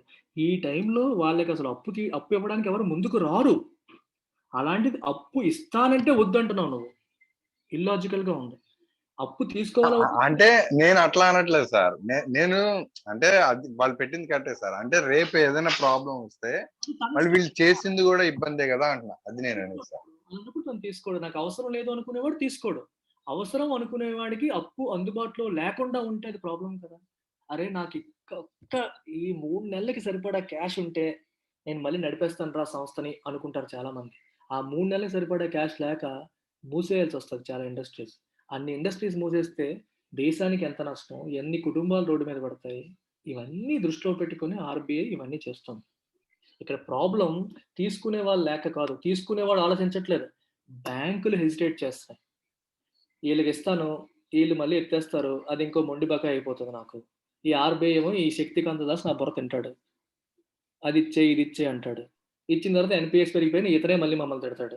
ఏంది ఈ బాధ మాకు అని చెప్పి బ్యాంకులు మింగలేక కక్కలేక సఫర్ అవుతూ ఉంటాయి. నువ్వు బ్యాంక్ పాయింట్ ఆఫ్ వ్యూలో మాట్లాడుంటే నేను అప్రిషియేట్ చేసేవాడిని. అర్థమైందా? బ్యాంకులకి ఇబ్బంది. ఇప్పుడు ఈ కంపెనీ ఉంటుందో ఊడిపోతుందో, డబ్బులు ఇచ్చేయమంటారు. ఒకవేళ నిజంగా ఎత్తేస్తే అదొక NPA అవుతుంది, మళ్ళీ వాళ్ళ మీద కేసులు వేసుకోవాలి, ఇది ఒక పెద్ద హెడేక్ కదా అని బ్యాంకులు ఇష్టపడట్లేదు. RBI ఇస్తున్నా బ్యాంకులు తీసుకోవట్లా. అందుకనే బ్యాంకులు మోటివేట్ చేయడానికి, ఇన్సెంటివైజ్ చేయడానికి ఇవన్నీ చెప్తుంది. మీ NDTL క్యాల్కులేషన్లో తీసేయచ్చు, CRR పెట్టినప్పుడు అది పెట్టక్కర్లేదు, ఇవన్నీ ఎందుకు చెప్తుంది? బ్యాంకుల్ని ఇన్సెంటివైజ్. ఎందుకు ఇన్సెంటివైజ్ చేయాలి? Banks are reluctant. Banks interest చూపట్లేదు. ఇంత ముందు కూడా అంతే, ఇన్ని కోట్లు ఇస్తానంటే బ్యాంకులు తీసుకోవట్లే. ఎవడు పడతాడు బాబు, ఇప్పటికున్న లోన్స్తో మాకు తలనొప్పులు చాలు, నువ్వు ఎంత తక్కువ వడ్డీకి ఇచ్చినా మేము తీసుకోమని చెప్పి బ్యాంకులు ముందుకు రావట్లేదు. బ్యాంకుల్ని ఇన్సెంటివైజ్ చేయడానికి RBI పడుతున్న తంటాలు ఇవి. Next concept, over draft facility for states. నిన్న ఒక వీడియో చేశాను, బేస్ అండ్ మీన్స్ అడ్వాన్సెస్ మీద ఒక వీడియో చేశాను. ఎంతమంది చూసారో నాకు తెలియదు, కానీ డౌట్ ఉందా నాగలక్ష్మి? సార్ బ్యాంకులు తీసుకోవడానికి ఇష్టపడినప్పుడు మార్కెట్ లో పెట్టొచ్చు కదా సార్. అట్లా డైరెక్ట్ మనీ పీపుల్స్ కి వెళ్తది కదా, బాండ్స్ ఇష్యూ చేయడం కానీ మనీ. RBI పని అది కాదు కదమ్మా. RBI పని అది కాదు. కుక్క పని కుక్క చేయాలి, గాడిద పని గాడిద చేయాలి. RBI వచ్చి రోడ్డు మీద బని పెట్టదు. RBI doesn't lend to corporates, RBI lends only to banks. దాని పని అది కాదు. ఇప్పుడు RBI ప్రతి చోట బ్రాంచ్లు ఓపెన్ చేయాలా? సడన్ గా మనుషులు ఎక్కడ దొరుకుతారు? మార్కెట్లో పెట్టదంటే ఎక్కడ పెడతాం? రోడ్డు మీదకి వచ్చి బాబు రండి 10,000 కోట్లు రండి అని పిలవాలా? థింక్ ఎలా వస్తాయి? That is the reason we have banks. Banks ఉన్నవే దానికోసం. Okay sir. RBI cannot come and lend this money to all the corporates right. RBI direct గా లెండ్ చేయదమ్మా, దాని ఫంక్షన్ అది కాదు. ఇప్పుడు సడన్ గా RBI ఫంక్షన్ మార్చేస్తాం మనం.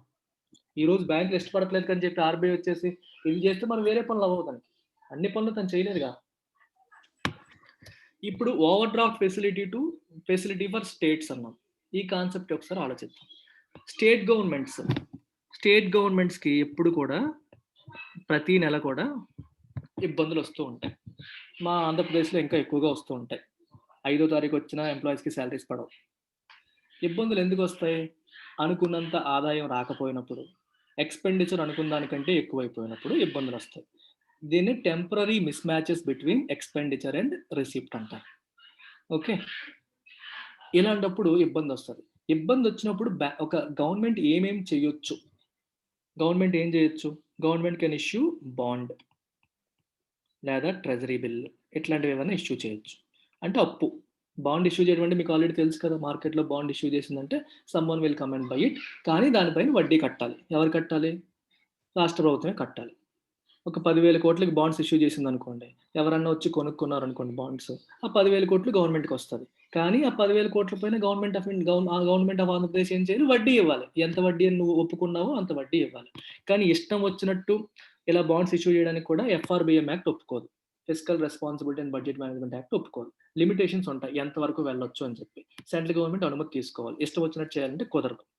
అది ఒక ఆస్పెక్ట్. ఇంకొక ఆస్పెక్ట్ ఏంటంటే state can take money from RBI. RBI దగ్గరే మనీ తీసుకోవచ్చు. 3 మార్గాల్లో తీసుకోవచ్చు. 3 మార్గాలు చెప్తాను వినండి. ఒకటి స్పెషల్ WMA, రెండోది WMA, మూడోది ఓవర్ డ్రాఫ్ట్. ఓవర్ డ్రాఫ్ట్ తెలియాలంటే ఆ ముందు కూడా మనకు తెలియాలి.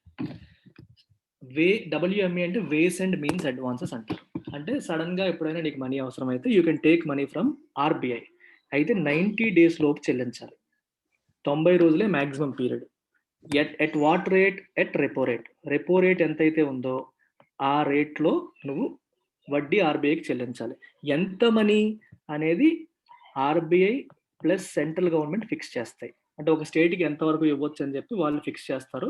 ఆ అమౌంట్ వరకు you can take it from RBI. టెంపరీగా డబ్బులు అవసరమైన ఆర్బీఐ దగ్గర తీసుకొని రెపో రేట్ 4% అయితే 4, 6 అయితే 6, వాట్ ఎవర్ ఇట్ ఇస్, అప్పటికి ఉన్న రెపో రేట్ ప్రకారం మీరు చెల్లించవచ్చు. దాన్ని వేస్ అండ్ మీన్స్ అడ్వాన్సెస్ అంటాం. అయితే వేస్ అండ్ మీన్స్ అడ్వాన్సెస్ కంటే ముందు special ways and means advances లేదా స్పెషల్ డ్రాయింగ్ ఫెసిలిటీ అంటారు. దీన్ని ఫస్ట్ ఉపయోగించాలి. దీని కాన్సెప్ట్ ఏంటంటే బ్యాంక్ దగ్గర, మన స్టేట్ గవర్నమెంట్ దగ్గర లెట్స్ సే సెంట్రల్ గవర్నమెంట్ యొక్క బాండ్స్ ఉన్నాయనుకోండి. బాండ్స్ అంటే అర్థం ఏంటి? State government central government bonds కొనింది ఇంతకుముందు, ఫ్యూచర్లో గతంలో కొనింది అనుకోండి. ఈ బాండ్స్ అన్ని ఏంటి? దీని ఆస్తులే కదా. స్టేట్ గవర్నమెంట్కి అది ఆస్తే కదా, ఎందుకంటే ఆ బాండ్స్ మెచ్యూర్ అయినప్పుడు డబ్బులు వస్తాయి మనకి. స్టేట్ గవర్నమెంట్ ఏం చేయొచ్చు? ఈ బాండ్స్ని ఆర్బీఐ దగ్గర తాకట్టు పెట్టచ్చు యాజ్ కొలాటరల్. తాకట్టు పెట్టి ఆర్బీఐ దగ్గర అప్పు తీసుకోవచ్చు. It can take money. అర్థమైందా? తాకట్టు పెట్టి అప్పు తీసుకోవచ్చు. తాకట్టు పెట్టి అప్పు తీసుకున్నప్పుడు ఈ తాకట్టు ఎంత అమౌంట్ పెట్టావో దానికి తగ్గట్టుగా ఆర్బీఐ లోన్ ఇస్తుంది, అప్పు ఇస్తుంది. ఈ అప్పు అది కూడా 90 డేస్ లోపే కట్టేయాలి. ఈ అప్పుకి ఎంత వడ్డీ? రెపో రేట్ కంటే ఎక్కువ ఉండాలా తక్కువ ఉండాలి? మీరు చెప్పండి, కామన్ సెన్స్ తో చెప్పండి. ఎక్కువ తక్కువ? స్పెషల్ WMAలో తాకట్టు ఉంది, WMAలో తాకట్టు లేదు. తాకట్టు ఉన్న వడ్డీయే, తాకట్టు లేని దానికి తక్కువ వడ్డీయే. తాకట్టు ఉంటే సేఫ్టీ ఉన్నట్టు కదా, కాబట్టి less than repo rate. Repo rate కంటే జనరల్గా ఒక 1% తక్కువకి స్పెషల్ WMA ప్రకారం స్టేట్స్. అర్థమైందా? తీసుకున్న తర్వాత కూడా సరిపోలేదు అనుకోండి స్టేట్కి, అప్పుడు ఏం చేస్తుంది? WMAకి వెళ్తుంది. వేస్ అండ్ మీన్స్ అడ్వాన్సెస్ ప్రకారం 90 డేస్ పీరియడ్కి. దీనికి కొలేటరల్ ఏమీ ఉండదు, ఆర్బీఐ ఇస్తుంది. 90 రోజుల్లోపు తిరిగి చెల్లించాలి ఎట్ రెపో రేట్. అయినా సరే వేస్ అండ్ మీన్స్ అడ్వాన్సెస్ కూడా లిమిట్ ఎవరు ఫిక్స్ చేస్తారు? RBI plus central government fix చేస్తాయి. అయినా డబ్బులు సరిపోలేదు అనుకోండి, then they can go for overdraft facility. Overdraft facility అనేది 90 రోజులకి గట్రా ఇవ్వరు, నెంబర్ ఆఫ్ డేస్ మాత్రమే ఇస్తారు. ఓడి మీద ఇంట్రెస్ట్ రేట్ ఎంత ఉంటుందో తెలుసా? Repo rate plus 2%. Repo rate కంటే 2% ఎక్కువ, అంటే 6% వడ్డీ. దీన్ని ఓడి అంటారు, ఓవర్ డ్రాఫ్ట్ అంటారు. ఇప్పుడు WMA ప్రకారం తీసుకున్నది 90 డేస్ లోపు కట్టేయాలని చెప్పాను. 90 డేస్ లోపు కట్టలేకపోయింది అనుకోండి, అది ఆటోమేటిక్గా ఓడి కింద కన్వర్ట్ అయిపోతుంది. అప్పుడు వడ్డీ ఎక్కువ చెల్లించడం, ఎక్కువ ఛార్జ్ చేస్తారు అనమాట. అయితే ఈ ఓడికి లిమిటేషన్ ఉంటుంది. చూడండి ఇక్కడ ఏం రాశారు? Maximum number of days of OD in a quarter. ఒక 3 నెలల పీరియడ్ని క్వార్టర్ అంటాం. ఒక క్వార్టర్లో ఉన్న maximum number of OD period ఇంతకుముందు 36 డేస్ ఉండేది, అది 50 డేస్కి పెంచారు. అంటే ఎక్కువ రోజులు మీరు ఓడి తీసుకోవచ్చు. 36 రోజులు మొత్తం ఉండేది ఇంతకుముందు 36. ఇది 36 అంటే కన్సిక్యూటివ్ డేస్ కాదు. ఈ రోజు తీసుకో 3 రోజులకి మళ్ళీ తిరిగి కట్ అయ్యి 3 రోజులు కౌంట్ అయిపోయింది క్వార్టర్లో. మళ్ళీ కొన్ని రోజులు పోయి మళ్ళీ ఓడి తీసుకున్నావు, ఈసారి 8 రోజులు తీసుకున్నావు. ఇంతకు ముందు 3, ఇప్పుడు 8, 11 రోజులు కౌంట్ అయింది. అలా ఒక క్వార్టర్లో ఇంతకుముందు 36 డేస్ నుంచి తీసుకోవడానికి లేదు, ఇప్పుడు అని 50 డేస్కి పెంచారు.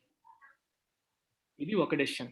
రెండోది, number of consecutive days of OD 14 నుంచి 21 డేస్కి పెంచారు. అంటే 1వ తారీఖు నువ్వు అప్పు తీసుకుంటే 14th లోపు కట్టేయాలి. ఎందుకంటే మ్యాక్సిమం డేస్ ఎన్నని చెప్పారు ఇంతకుముందు 14, ఇప్పుడేమో 21 డేస్కి మార్చారు. 1వ తారీఖు అప్పు తీసుకుంటే 21st వరకు నీకు టైం ఉంది కట్టడానికి. 21 లోపు కట్టేయాలి. ఈ 21 ఈ టోటల్ నెంబర్లో కౌంట్ అయిపోతుంది. మళ్ళీ ఒక క్వార్టర్లో 50కి పెంచకూడదు, వరుసగా 21 రోజులు పెంచకూడదు. క్లియర్? Any doubts?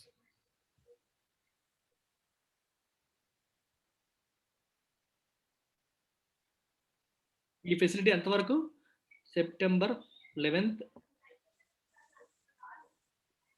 30 అని ఉంది, 2021 వరకు, సెప్టెంబర్ వరకు ఉంది. ఇందులో ఎవరికైనా డౌట్ ఉందా? ఉంటే అడగండి.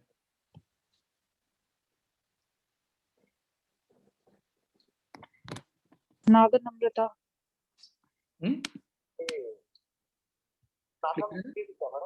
ఏంటండి?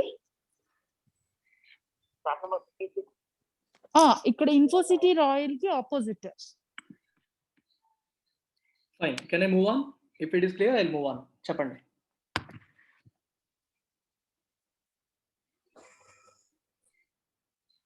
I moving on. ఏమంటే ఆపండి. లాస్ట్ యా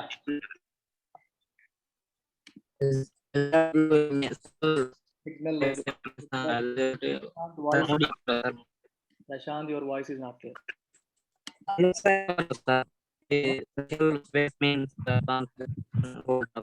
వాయిస్ క్లియర్ గా లేదు ప్రశాంత్. లాస్ట్ లో మళ్ళీ కనిపిస్తాను, అడుగుదు కానీ లాస్ట్ పాయింట్ అడుగు. Resolution framework Covid related stressed assets of individual small businesses and MSMEs.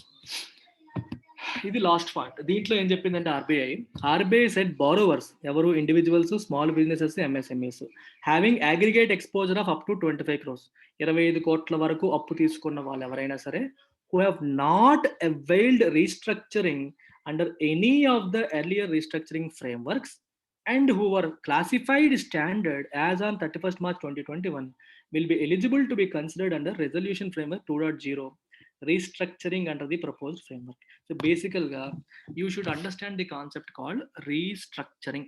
దీనికి సింపుల్, ఇవాళ మార్నింగ్ ఎడిటోరియల్ కూడా సింపుల్ ఎగ్జాంపుల్తో చెప్పాను, వినని వాళ్ళు మళ్ళీ ఒకసారి వినేయండి. Let us say he is a money lender. ఇతనేమో ఒక నార్మల్ ఇండివిజువల్. ఈ మనీ లెండర్ దగ్గర ఇండివిజువల్ అప్పు తీసుకున్నాడు అనుకోండి. లెట్ us say ఒక 10 లక్షలు అప్పు తీసుకున్నాడు. అప్పు తీసుకున్నప్పుడు ఏం చెప్పాడంటే 5 yearsలో కట్టేస్తాను, 10% వడ్డీకి కడతానని చెప్పాడు. ఎవ్రీ ఇయర్ మీకు వడ్డీ కట్టేస్తాను, 5 సంవత్సరాల లోపు మొత్తం అసలు చెల్లిస్తానని చెప్పి మాట ఇచ్చాడు. కానీ సంవత్సరం అయిపోయింది, వడ్డీ రాలేదు. ఇప్పుడు ఇతనికి కోపం వచ్చింది, నువ్వు మాట ఇచ్చావు కానీ ఇవ్వలేదు, నేను కేసు పెడతాను అని అన్నాడు అనుకోండి. సార్ వడ్డీ వ్యాపారం చెల్లుతుందా చెల్లదా అది కాదు ఇక్కడ పాయింట్ దాంట్లోకి వెళ్ళకండి. రీస్ట్రక్చరింగ్ అంటే ఏంటో అర్థం చేసుకోండి. అప్పుడు ఈయన అంటాడు, అయ్యా నేను కట్టాలని అనుకున్నాను, కట్టలేకపోయాను, నా పరిస్థితులు అనుకూలించలేదు, నాకు మరొకసారి మనం మాట్లాడుకుందాం, నాకు ఇంకొక 2 years వరకు పరిస్థితి ఇబ్బందికరంగానే ఉంటుంది, మనం ఇంకొకసారి టర్మ్స్ అండ్ కండిషన్స్ మాట్లాడుకుందాం అని చెప్పి ఇతను ఈ మనీ లెండర్ని అడిగాడు అనుకోండి. అప్పుడు ఇద్దరు మళ్ళీ కూర్చొని ఏం మాట్లాడుకున్నారంటే, ఈ 10 లక్షల అమౌంట్కి 5 ఏళ్లలో నేను చెల్లించలేను, 10 ఏళ్లలో చెల్లిస్తాను, వడ్డీ రేటు 10% అన్నారు కదా, సరే నేను ఎక్కువ టైం తీసుకుంటున్నాను కాబట్టి 12% వడ్డీ ఇస్తానని చెప్పి మళ్ళీ మాట్లాడుకున్నారు అనుకోండి. అది ఇద్దరికి యాక్సెప్టబుల్ అనుకోండి. అర్థమైందా? ఇద్దరికి యాక్సెప్టబుల్ అయింది అనుకోండి. అప్పుడు ఏం జరిగినట్టు? రీస్ట్రక్చరింగ్ జరిగినట్టు. అంతే. లోన్ యొక్క టర్మ్స్ అండ్ కండిషన్స్ బారోవరు లెండరు కూర్చొని మాట్లాడుకొని అనుకూలంగా ఉన్నట్టుగా మార్చుకోవడాన్ని రీస్ట్రక్చరింగ్ అంటాం. ఒక కంపెనీ ఉంది, నాకు నెక్స్ట్ 1 year చాలా కష్టం అండి, మీరు ఏమనుకోకండి, నాకు మారటోరియం ఇచ్చేయండి. మారటోరియం అంటే అర్థం ఏంటి? అఫీషియల్గా పర్మిషన్ ఇవ్వండి, నేను ఈఎంఐలు కట్టలేను. బ్యాంక్ కూడా ఒప్పుకున్నాడు అనుకోండి, సరే 1 ఇయర్ నీకు ఇబ్బంది కదా, నేను మారటోరియం ఇస్తాను, ఈ 1 ఇయర్ నువ్వేం కట్టక్కర్లేదు, ఆ తర్వాత నుంచి కట్టు, కానీ ఈ 1 ఇయర్ నువ్వు కట్టినందుకు నేను కొంచెం పెనాల్టీ వేస్తాను, తర్వాత ఎక్కువ వడ్డీ కట్టాలని బ్యాంక్ కూడా అన్నాడు అనుకోండి. కంపెనీ వాడు కూడా సర్లే బ్యాంక్ 1 ఇయర్ కట్టకపోయినందుకు మనకు ఒప్పుకుంటుంది కదా అని ఒప్పుకుంది అనుకోండి కంపెనీ కూడా, then the loan has been restructured. అంతే. అర్థమైందా రీస్ట్రక్చరింగ్ అంటే కాన్సెప్ట్ ఏంటో? It is nothing but revising the terms and conditions of the loan, like number of years, time period, వడ్డీ రేటు, మారటోరియం ఏమైనా ఉంటే మారటోరియం అంటే అర్థం ఏంటి? Official permission not to pay EMI. EMI కట్టకుండా ఉండడానికి అఫీషియల్గా మనం తీసుకున్న పర్మిషన్ మారటోరియం అంటాం. అది రాశారు. ఇప్పుడు ఆర్బీఐ ఏం చెప్పింది?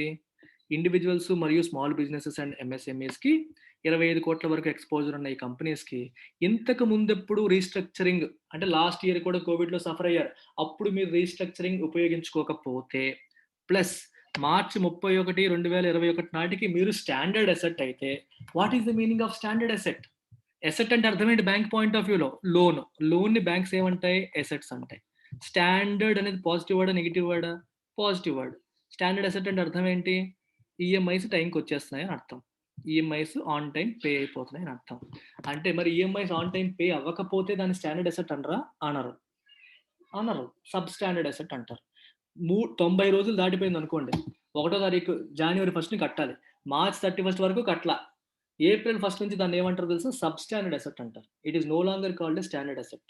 సబ్ స్టాండర్డ్ అసెట్ అంటే ఎన్పిఏ, నాన్ పర్ఫార్మింగ్ అసెట్. ఈ నాన్ పర్ఫార్మింగ్ అసెట్ని ఫర్దర్ క్లాసిఫై చేస్తే substandard, doubtful asset, loss asset అని చెప్పి 3 రకాలుగా కేటగరైజ్ చేస్తారు. దీని గురించి నేను ఆల్రెడీ వీడియో చేశాను మన ఛానల్లో, బ్యాంకింగ్ అవేర్నెస్ ప్లేలిస్ట్లో కనిపిస్తుంది, లేకపోతే ఎక్స్ప్లెయిన్డ్ బై సురేష్ సార్ ప్లేలిస్ట్లో కనిపిస్తుంది, ఒకసారి చెక్ చేయండి. మామూలుగా నాకు గుర్తున్న మేరకు చెప్తాను. ఒకసారి ఎన్పిఏ కింద కేటగరైజ్ అయిన తర్వాత 1 ఇయర్ పీరియడ్ వరకు it is called sub standard asset. మీకు ఇందాక లెక్క ప్రకారం జనవరి 1ని కట్టాలి, కట్టలేదు, ఏప్రిల్ 1న అది సబ్ స్టాండర్డ్ అసెట్ కింద అయ్యింది. ఏప్రిల్ 1 అంటే నెక్స్ట్ ఇయర్ మార్చి 31 వరకు కూడా సబ్ స్టాండర్డ్ అసెట్టే. అయినా సరే కట్టట్లేదు అనుకోండి టైంకి, ఆ తర్వాత it will become doubtful asset. అంటే అసలు ఈ లోన్ వస్తుందా రాదా, డౌట్ఫుల్ రా బాబు అని చెప్పి కేటగరైజేషన్ మార్చాలి. అంటే దానికి ఈ అసెట్, ఈ లోన్ అనేది ఎటువంటిది? స్టాండర్డా? కాదు. సబ్ స్టాండర్డా? అవును. 1 ఇయర్ దాటిపోయింది, అయితే మార్చేయండి, డౌట్ఫుల్ అసెట్ కింద మార్చాలి. డౌట్ఫుల్ అసెట్గా మారిన తర్వాత ఒక 1 ఇయర్ 2 ఇయర్స్ అయిన తర్వాత అప్పటికి సరిగ్గా పేమెంట్ జరగట్లేదు అనుకోండి, బ్యాంక్ వాళ్ళు they can ask an external auditor to go to that company and check. ఆడిటర్ని కంపెనీకి పంపించి, థర్డ్ పార్టీ ఆడిటర్ కానీ ఇంటర్నల్ ఆడిటర్ కానీ పంపించి, అసలు వీళ్ళు డబ్బులు కట్టగలలేదు మీరు కనుక్కోండి అని చెప్పి పంపించవచ్చు. ఇలా ఎక్స్టర్నల్ ఆడిటర్ వచ్చి వీళ్ళు డబ్బులు కట్టలేరండి, దీని మీద మీరు ఆశలు తీసుకోండి అని చెప్పారు అనుకోండి, అప్పుడు డౌట్ఫుల్ అసెట్ని కాస్త లాస్ అసెట్ అని చెప్పి కేటగరైజ్ చేయాలి. This is NPA classification. అర్థమైందా? స్టాండర్డ్ అసెట్ అంటే అర్థం ఏంటి? అంటే ఇప్పటి వరకు లోన్ ఈఎంఐ ఎగ్గొట్టకుండా, ఒకవేళ ఎగ్గొట్టినా 90 రోజులు మ్యాక్సిమం ఆ లోపు కట్టేశాడు అని అర్థం. అలా ఉన్న వాళ్ళకి మాత్రమే రీస్ట్రక్చర్ చేసుకునే అవకాశం కల్పిస్తున్నారు. రీస్ట్రక్చర్ చేసుకోవడం అంటే you can go to your bank and tell them, sir ఒక 6 నెలల వరకు నాకు ఇబ్బంది ఉంటుంది, కోవిడ్ వరంగా నేను ఇండస్ట్రీ ముయ్యాల్సి వచ్చింది, 6 నెలలు నాకు మారటోరియం ఇప్పించండి, నేను కట్టలేను, తర్వాత నుంచి కట్టేస్తాను అన్నారు అనుకోండి, బ్యాంక్ దానికి ఒప్పుకుంది అనుకోండి, the loan has been restructured. అంతే, సింపుల్.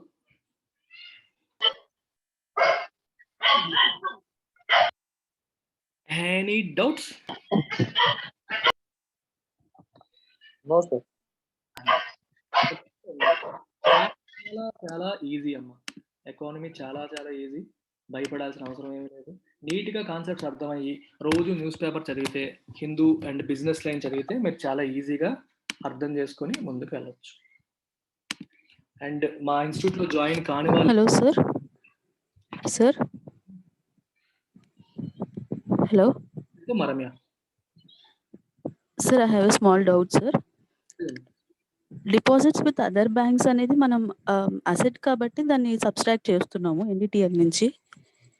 దెన్ నార్మల్ కస్టమర్స్ కి ఇచ్చే లోన్స్ కూడా అసెట్సే అవుతాయి కదా, వాటిని ఎందుకు సబ్ట్రాక్ట్ చేయట్లేదు? డిపాజిట్ కదా, you should look at liabilities. అలాగే అన్ని తీసేస్తే ఇంకేముంటది, ఎప్పుడు లోన్స్ ఎక్కువ ఉంటాయి కదా డిపాజిట్స్ కంటే లోన్స్ ఎక్కువ ఉండవు, కానీ you should look at liabilities, right? This is other banks liability. Okay.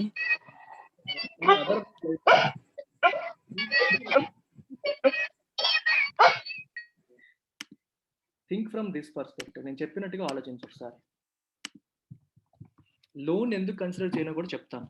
ఇప్పుడు సార్ డిపాజిట్స్ ఇచ్చావు, డిపాజిట్స్ తీసుకున్నావు, ఇందాక లెక్క ప్రకారం 150 కోట్లు సార్ నువ్వు డిపాజిట్ చేసావు 10 కోట్లు. డిపాజిట్ సేఫ్ కదమ్మా, లోన్ సేఫా? No sir. అలా అలా ఈజీగా అర్థమైపోతుంది. నువ్వు ఇంకో బ్యాంకులో డిపాజిట్ చేసావు, సో ఖచ్చితంగా బ్యాంక్ నీకు తిరిగి పే చేస్తుంది. ఇది నేను మైనస్ చేసుకుంటాను. Okay okay sir. Yes sir, got it sir. ఇంకా thank you sir. Anything else?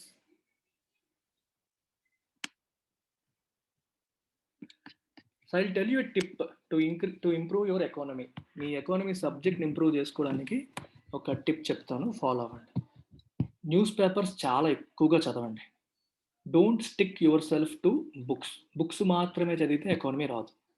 ఎక్కడ ఏం చదివినా సరే you have to connect it with real life event. News పేపర్లో ఎప్పుడు ఏ పదం వచ్చినా సరే దానిపైన మీరు నేను చెప్తాను, నేను ఎకానమీ బాగా ఇంప్రూవ్ చేసుకున్నది బై రీడింగ్ న్యూస్ పేపర్స్. చాలా ఎక్కువగా చదువుతాను. ఇప్పుడు ఆర్బీఐ ఇవన్నీ చేసింది కదా, నేను ఆలోచిస్తాను ఫస్ట్ ఎందుకు చేసింది, అసలు ఆర్బీఐకి ఏంటి ఇప్పుడు పని, 50,000 కోట్లు కోవిడ్ వాళ్ళకి ఇవ్వాల్సిన అవసరం ఏంటి, ఎందుకు ఆర్బీఐ రెపో రేట్ ప్రకారం ఇస్తుంది అని ఆలోచిస్తాను. ఎందుకు? Ask your self that question, try to answer it. ప్రతిదీ లాజికల్గా కనెక్ట్ అయిపోతుంది ఎకానమీలో ఉన్న అడ్వాంటేజ్ అది. హిస్టరీ అనుకోండి, పలానా చేశాడు, అందులో బుర్ర తక్కువ తొగులకు ఉంటాడు, చాలా తొగులకు పనులు చేశాడు, దాన్ని ఏ రకంగా లాజికల్గా జస్టిఫై చేస్తావు, చేయలేవు. ఆడు అలా చేశాడు అనుకుంటావు అంతే, నీ ఓన్ లాజిక్ అక్కడ వాడలేవు. కానీ ఎకానమీలో you can use it. That is why it is beautiful. మీకు ఇంట్రెస్టింగ్ అనిపిస్తుంది, లాజికల్గా అనిపిస్తుంది, గుర్తుపెట్టుకోవడం ఈజీ అవుతుంది. ఎందుకు అనే క్వశ్చన్ పెట్టుకుంటే మీకు చాలా వరకు క్లారిటీ వస్తుంది.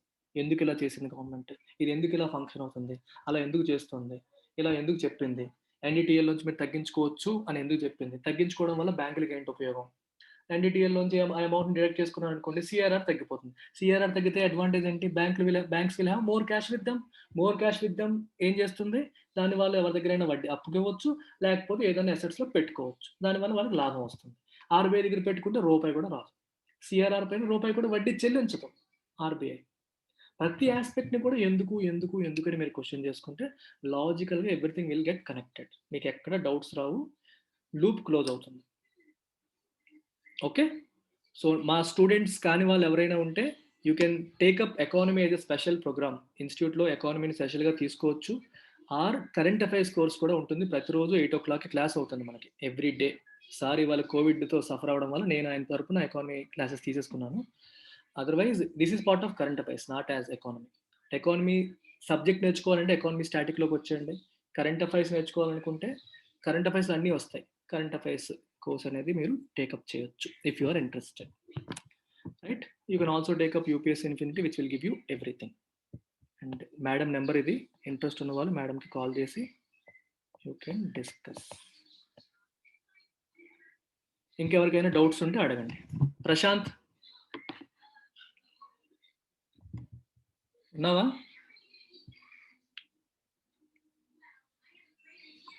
Yes sir. అడుగు. స్పెషల్ వేస్ మీన్స్ అడ్వాన్స్ అంటే అవి ఒకసారి క్లియర్ చెప్పండి, అర్థం కాలేదు సార్ సరిగా. Sir special ways and means advance అంటే ఏం లేదు, బ్యాంక్ వాళ్ళ దగ్గర ఆల్రెడీ ఉన్న బాండ్స్ కానీ ఏవైనా ఆస్తి పత్రాలు అంటే అవే కదా, బాండ్స్ వాళ్ళ దగ్గర ఉన్నాయి అనుకోండి, వాటిని ఆర్బీఐ దగ్గర కొల్లేటరల్ గా పెట్టచ్చు, తాకట్టు పెట్టి అప్పు తీసుకోవచ్చు. అలా తీసుకునేదాన్ని special ways and means advances అంటాం. ఏ తాకట్టు లేకుండా తీసుకునేదాన్ని వేస్ అండ్ మీన్స్ అడ్వాన్సెస్ అంటాం. తాకట్టు పెట్టి తీసుకుంటున్నాయి కాబట్టి వడ్డీ తక్కువ ఉంటుంది, ఇక్కడ తాకట్టు లేకుండా తీసుకుంటున్నాయి కాబట్టి రెపో రేట్ ప్రకారం అంతే. First special ways and means advances ఎందుకు, తక్కువ వడ్డీ కదా, ఫస్ట్ అవి తీసుకుంటాయి బ్యాంకులు, స్టేట్ గవర్నమెంట్స్. అవి అయిపోయి అనుకోండి, ఎందుకంటే మన దగ్గర బాండ్స్ ఎన్ని ఉంటాయి, ఎంత ఉంటే దాని ప్రకారమే తీసుకుంటాం. అవి అయిపోయి అనుకోండి, అప్పుడు ఆ లిమిట్ అయిపోయింది, నెక్స్ట్ వేస్ అండ్ మీన్స్ అడ్వాన్సెస్కి వస్తారు. అది కూడా అయిపోయింది అనుకోండి, ఓవర్ డ్రాఫ్ట్కి వెళ్తారు. బాండ్స్ ఉన్నప్పుడే స్పెషల్ వేస్ మీన్స్ ఇస్తారా సార్? అవుతుంది, లేకపోతే అవ్వదు. తాకట్టు పెట్టుగానే పని అవుతుంది, లేకపోతే అవ్వదు. Okay, thank you. పే చేసేది వద్దు, ఫ్రీ అయితేనే ఎక్కడైనా.